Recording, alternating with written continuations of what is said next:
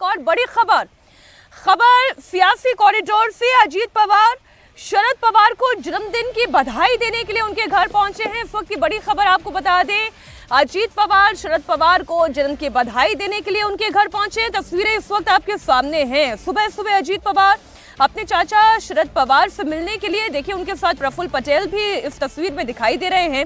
इससे पहले social media x पर भी अजीत पवार ने शरद पवार को बधाई दी थी।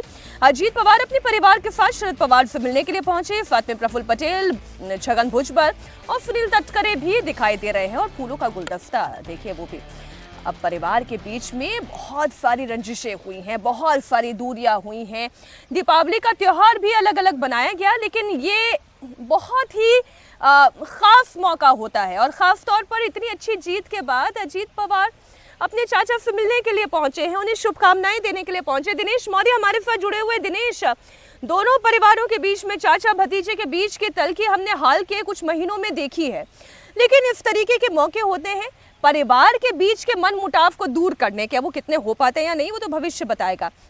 आपके पास क्या डिटेल है, कैसी ये मुलाकात रही, कितनी देर मुलाकात चली? देखिए, कुछ देर पहले ही अजीत पवार अपने पूरे परिवार के साथ, बेटे पार्थ पवार और पत्नी सुनेत्रा पवार और पार्टी के साथियों के साथ पहुंचे शरद पवार के घर पर। अहम बात यह है कि इनका स्वागत खुद सुप्रिया सुले ने किया। खुद सुप्रिया सुले इन्हें लेने के लिए घर के चौखट तक आए थे और फिर शरद पवार के पास उन्हें लेकर गए। पवार परिवार में पिछले कई दशकों से यही परंपरा है कि जब भी 12 दिसंबर को शरद पवार का जन्मदिन होता है तो हमेशा से अजीत पवार उन्हें जन्मदिन की बधाई देते थे, उन्हें मिलते थे।